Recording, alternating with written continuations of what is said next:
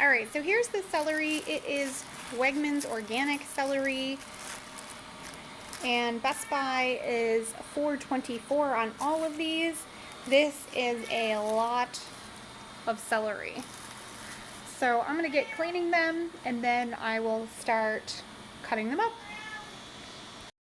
As I'm washing the celery, I found some, what it looks like to me is caterpillar poop.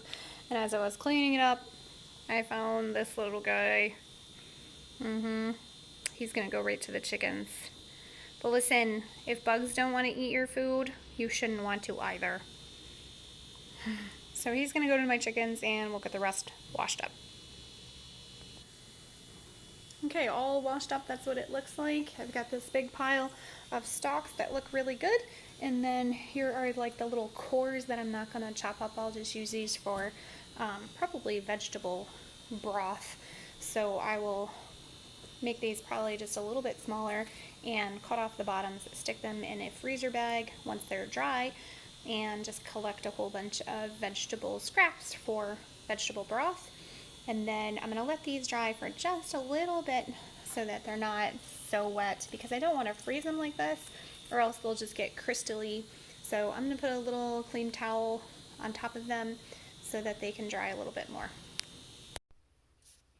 Alright, the celery has been sitting out for a little while and they are mostly dry. You can kind of still see some moisture on them, but I'm going to go ahead and cut up the batch that's going to be dehydrated, because it doesn't really matter if they have a little bit of moisture on it because the dehydrator will take care of it.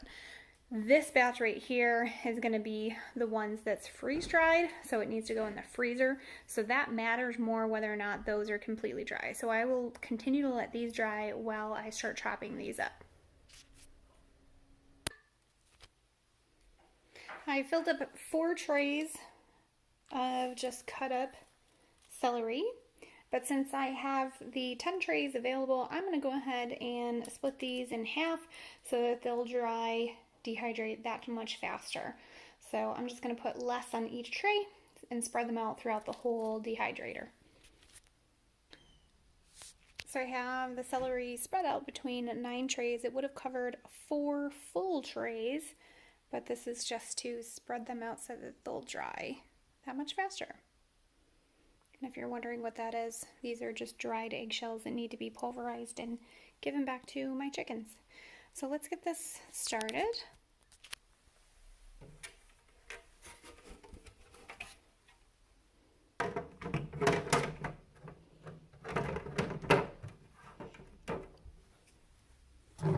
Okay, let's see. Let's put it on 105.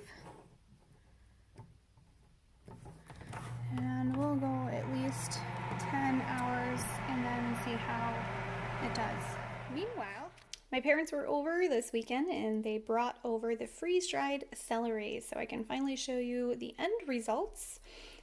We ended up, it's the same amount, and this is how much the dehydrated celery ended up compacting to, and which is less than a pint, right? And the freeze-dried mostly kept its shape and same size. I cut them all the same, relatively the same size, because I cut them all at the same time. So the freeze-dried keeps its shape and size very well, but it also takes up at least a little bit more than twice the amount of space. Here's what they look like. This one is the dehydrated, and this is the freeze-dried. They are crispy and they'll just crunch, but with the freeze-dried, all you have to do is add water. With the dehydrated, you have to add water and then drain it out. So both of them are fine to use in soups and stews and that sort of thing, but we're just going to experiment along the way to see which one is best. So that's how we have preserved our celery. Thanks for watching, friends. Bye-bye for now.